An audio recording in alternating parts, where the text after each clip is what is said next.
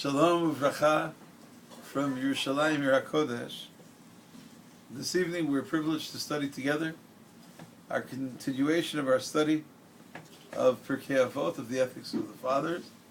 And tonight, with the help of God, we hope to conclude the first chapter. So this is a celebration for our study group. When we began, different people were discussing how far will we get in this Pirkei Avot study. But with the help of Hashem, if we finish tonight's Mishna, then we've at least made it through chapter 1. The Mishnah begins, we're in chapter 1, Mishnah 18, Perek Aleph, Mishnah Yud Het of Pirkei Avot. There's some question as to the name and the identity of the teacher of our Mishnah. His name is Rabban Shimon ben Gamliel.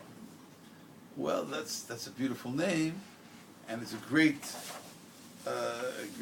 continuation for that which we learned last time, because in Mishnah 17 there's also someone named Shimon, son of Gamliel, who's teaching. Mishnah 16, just a quick review. Mishnah 16 is a teaching of Rabban Gamliel. Mishnah 17 is a teaching of Shimon, son of Gamliel. And then Mishnah 18 is the teaching of Rabban Shimon Gamliel. Is this the same Shimon ben Gamliel as Mishnah 17 or not? The consensus seems to be that it is not, that we're talking about the grandson of Rabban Shimon ben Gamliel that we learned about last time.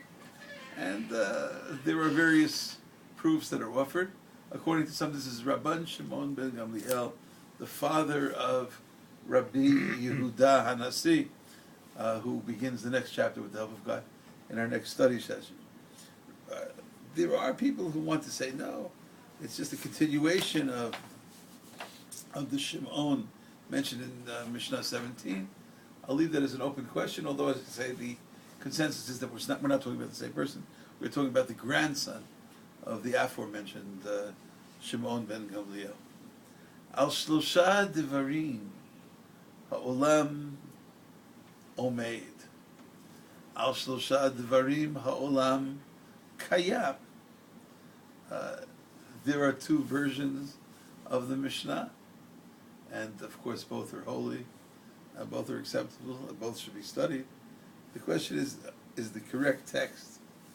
Is the correct text al shlosha devarim ha'olam omeid? Is that what we're talking about? If you look at manuscripts, if you look at variant readings, as I have in Mishnayot open here in front of me, the traditional Mishnayot Yachin Boaz, in the printed text it says, I don't know if you can see this now. The printed text says al shlosha devarim ha'olam omeid, and in the Shinuyei Nuschaot, he quotes many versions of the Mishnah. It says al shlosha devarim ha'olam kayam. What would be the difference between omeid and kayam? He seems to be teaching three major principles upon which the world stands: omeid, or kayam, the world continues to exist. The world endures. The world has everlasting existence. And they're very similar teachings. Omeid, does omeid maybe more tend to imply the way the world was created, and maybe kayam imply the continuation of the world? Also, a striking question which is asked by many of the commentaries on our Mishnah is that earlier in the chapter we already learned about al shlosha devarim ha'olam omeid. Anyone who was with us, I guess it was several months ago, Baruch Hashem, remember Mishnah 2? The second Mishnah of our chapter. His name, Baruch Hashem, is also Shimon. Coincidental or incidental, I can't tell you, but we related then that we live here on Shimon HaTzadik Street. Here in Ma'alot Afna, the name of our street outside is Shimon HaTzadik, so we have a special connection to the teachings of Shimon HaTzadik. The grave of Shimon HaTzadik is a few-minute walk from our home. Shimon HaTzadik already taught many Mishnayot before this, generated before this. This is one of the earliest teachings in the book. Is Shimon HaTzadik haya mishyarei Knesset HaGdolah, hu haya omer al shlosha dvarim ha'olam omeid. If you're interested, look back at Mishnah 2. So we have two teachings in the same chapter about al shlosha dvarim ha'olam. The world stands on three principles. So that's perhaps one of the indications that perhaps the correct reading of our text should not be omeid, but should be kayam. At least there's some kind of variation between the two. Or you could say that Shimon HaTzadik had his ideas about which three principles the world stands. He spoke about Torah, study, about the service of God, sacrificial order of prayer, and kindness. And the Rabban Shimon ben Gamliel of our teaching, maybe he differs with his understanding. Or is he speaking more about the foundations of the world, and he's speaking about the enduring levels of the world? Both interpretations are tenable positions. He speaks here about three very important ideas, and I'll read it carefully with you. Al hadin, v'al ha'emet, v'al ha'shalom. Din, emet, v'shalom. Din means the world cannot exist without some kind of justice. You need law and order in the world. One of the 7 commandments of humankind, of the entire world, one of the Sheva mitzvot, B'nai Noah, is something to dealing with proper laws, mishpatim, because the world can't exist unless we have some kind of system to live by, even interpersonally, not only in the service of God, but din, proper justice. Most of the 7 commandments, when we speak about the 7 Noahide commandments, they're generally the prohibitions that are incumbent, prohibitions that are binding upon all humanity, right? They're not allowed to eat any kind of limb that was torn from a living animal. They're not allowed to curse God, not allowed to steal. Idolatry is prohibited, adultery is prohibited, murder is prohibited. But the only one of the 7 which seems to be speaking about, not that which is prohibited, that which is required, is, for those people familiar with the terms, mitzvat aseh versus mitzvat lo taseh. This is a positive commandment, not just that which you're not allowed to do. The only one of the 7, I think, is that correct? Right? It's the only one of the 7 is this idea of setting up a court system, setting up justice. Does it mean only in courts, or maybe it means between people and people? You can't live in a society that does not have a system of proper levels of justice. And maybe we have to strive towards a perfected society to keep the world going, that we should encourage the proper levels of din. God forbid it should never happen again, but in the past there were corruptions in various systems of din in the world. We pray that there should be a recognition of the fact, as Rabban Shimon ben Gamliel said, that we need din. We need din. We need a system where people will recognize the proper levels of responsibility as citizens, proper levels of responsibility as that will facilitate coexistence between people. All types of arguments, all types of fights, all types of battles, all types of damages and torts. You need din, al hadin. The world stands al hadin. You need din. And then he says al ha'emet. And the world endures, the world stands on peace. You need emet. I believe one of the great philosophers once said, maybe he argued, is that whenever you're, the moral imperative, I think, whenever you have to make a decision about whether something is morally correct, and of course we have, thank God, a system of Torah. Let's say outside, if you could speak outside the system of Torah. If someone would like to know, is a certain kind of action, morally correct or not? Well, ask yourself, would you like everybody in the world to be doing that? An example at hand, of course, would be emet. Let's say you have a choice of whether you can lie or say the truth. And of course, the temptation to lie often seems to the person to be advantageous, although, of course, in the system of God, you don't gain anything by being dishonest. A person should ask themselves, would they like the whole world to be lying? And the answer is obviously no, because the only reason that you're going to believe me when I'm lying is because the world is based on emet. It's precisely because there is emet in the world that a person can get away with sheker. So maybe a person has to be very careful about emet. Maybe we have to strive towards an honest world. I had a great teacher. His name was Rabbi Yehoshua Schmidman.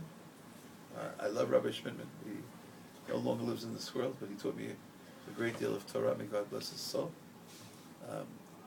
And one of the things he once spoke about at length was that in the 13 attributes of mercy of God, it speaks about God being merciful and kind. Rachum, v'chanun, erech apayim, God is slow to get angry. Rav chesed, no tzer chesed, God observes kindness and remembers kindness, forgives sins and iniquity. And in the middle there, one of the 13 Yud Gimel Midot Shel Rachamim is Emet. Ask Rabbi Schmidman, of course, people have asked it before, but I heard this teaching from him. Why is Emet one of the 13 attributes of mercy? Emet means truth. Yes, like our Mishna. So I understand Rachum, V'chanun, Erech Apayim. God is, filled with love and compassion and slowing to get angry and forgiving.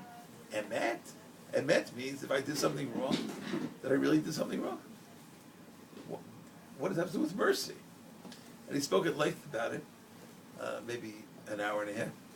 I'll try to say it in less than a minute. He said that emet means the totality of a picture. Because in a certain system, as the rabbis point out, Aleph seems to be the first letter of the alphabet, Mem seems to be the middle letter of the alphabet, especially if you include the concluding letters. We have 22 letters in the Hebrew alphabet, but we have 5 letters which have another form of writing them if they're at the end of the word. Mem sofit, nun sofit, tzadi sofit, pei sofit, kaf sofit. So that would be 27 letters, and the 14th letter, which would be the middle letter, is a Mem. The first letter of the alphabet is an Aleph, the middle letter is a Mem, the last letter is a Taf. Emet means totality. Rosh Hashanah brought many, many proofs to this, but suffice it to say that maybe it's an attribute of mercy, because when God judges us, God looks at the total picture, the total person, the background of the person, the influences on the person, the impacts of the person, the impact that this person has on society, the struggles that this person went through, the particular individual personality, and that's emet. The Aleph, the Mem, the Taf. That's merciful. In a certain sense, maybe the world has to exist al emet.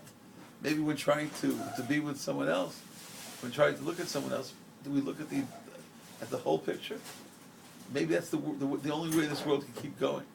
If when you meet someone, God forbid, and they're not polite to you, and you come to a conclusion that this person is a nasty person. Well, that's not necessarily so. You know why? Because you don't even know what happened 5 minutes before you walked into that person's office. Do you know what kind of stress that person is under? You're only looking at the Mem, the Taf. You know anything about the Aleph, Mem, Taf? You know anything about this person? Do you know what kind of family struggles he has, or she has? Do you know what kind of financial struggles she has, or he has? Do you know what kind of social issues she's going through, or he's going? Do you know what's happening with this person? You don't know anything. You walked into his office and he wasn't polite to you. That's not an emet. That's not really the true picture of the person. Or as someone once wrote, and we once quoted it, I believe in one of our studies, that when if you meet someone at the age of 20, and you draw certain conclusions about them, I mean, it's okay. A 20-year-old is a mature individual and surely responsible for his or her actions, but if we would assign a book, let's say everyone has 120 chapters in their book, we'll assume 1 chapter per year. I hope you live much longer than 120. But let's say you live for 120 years. Live for 120 years.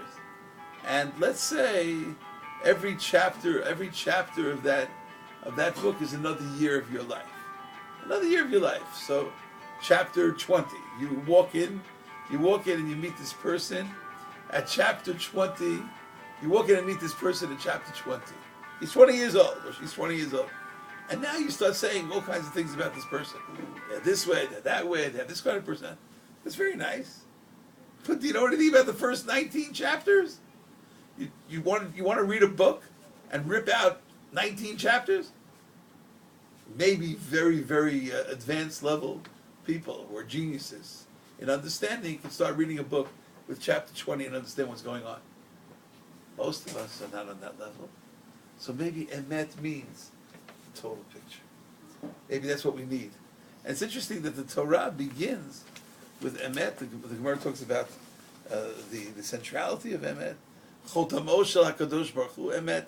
Over and over again, for those people who understand Hebrew, this will be difficult for me to translate into English, so I'll try my best. Many times in the creation story, the concluding letters of 3 consecutive words form the word emet. For instance, the second, third, and fourth words of the Torah, bara, Elokim, 8. Bara ends with an aleph, Elokim ends with a mem, and 8 ends with a taf, emet.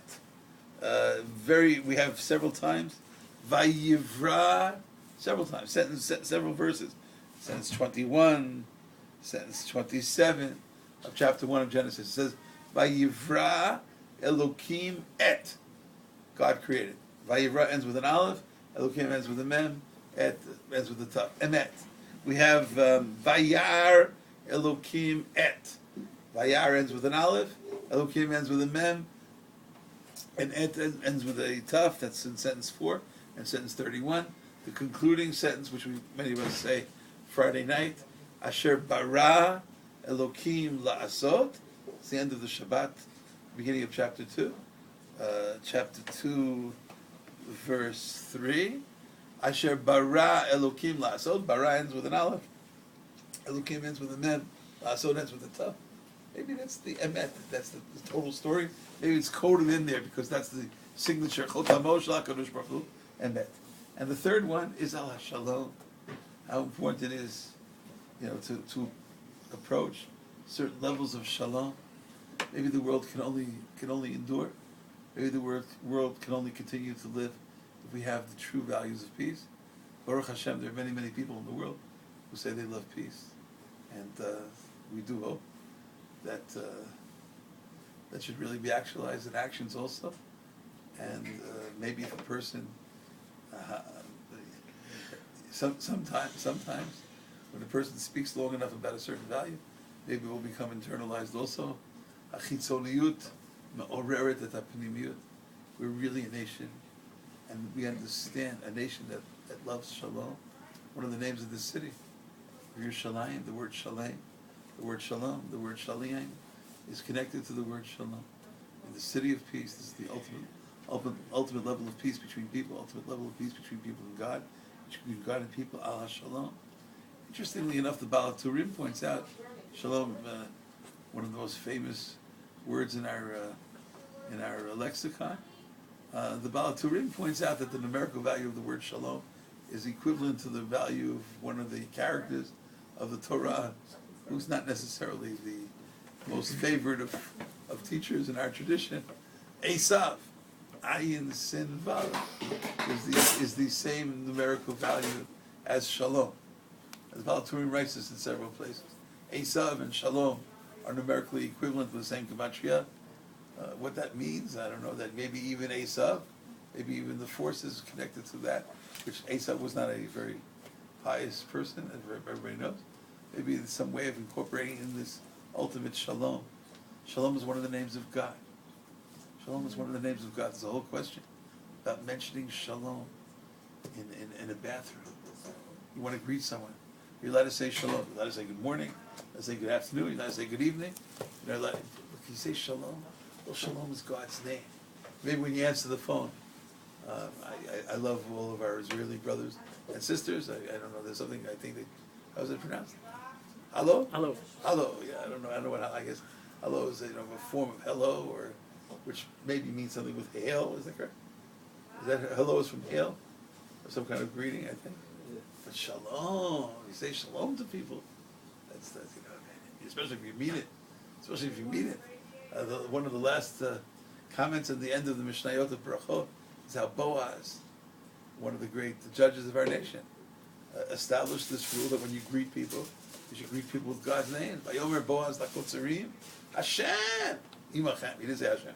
He said God's name. Vayomer Boaz lakotzerim. Boaz said to the people working in his field, God is with you. And they answered him, may God bless you. Yeah, so maybe you should greet people with God's name. Maybe one of the ways you could do that is by saying shalom instead of just saying hello. I have nothing against hello, but I think that there should be more shalom. There was a great man in my father's shul, of blessed memory. He was the gabbai of the shul, Rav Yitzchak Weinberg, of blessed memory. He was the gabbai in my father's yeshiva. I remember in New York, in Brooklyn, he used to answer the phone, Shalom Aleichem. I didn't know many people. I don't how many people do you know in Brooklyn who answer the phone? Shalom Aleichem. That's the way he answers. Shalom. So shalom is the all-encompassing blessing, and they conclude Pirkei Avot. The conclusion of our chapter quotes a verse from Zechariah, from the 8th chapter of Zechariah, Emet u'mishpat shalom shiftu b'sha'arechem. And it seems that all three elements are included in this verse. Emet, the value of truth; mishpat, the value of justice; shalom, the value of peace. Shiftu b'sha'arechem. Hopefully, that is the way we would like to set up our boundaries. That is the way we would like to set up our land. I've said often, and I believe it deeply, Eretz Yisrael, Yerushalayim, not just issues of real estate. The Jews have to live somewhere, so we need Eretz Yisrael. Yes, the Jews do have to live somewhere. Yes, Eretz Yisrael is our home, but it's more than that. I think that God wants us to set up the model society in the world. And everyone should come to Eretz Yisrael. Everyone should come to Yerushalayim and learn from the great ways of the gateways of this holy city. Emet u'mishpat shalom. May the whole land be filled with emet, with din, with emet, and with shalom. And through that, open the gateway for the Messianic era immediately. Thank you so much for listening. Thank God for the fact that we've concluded chapter 1 of Pirkei Avot. Shalom.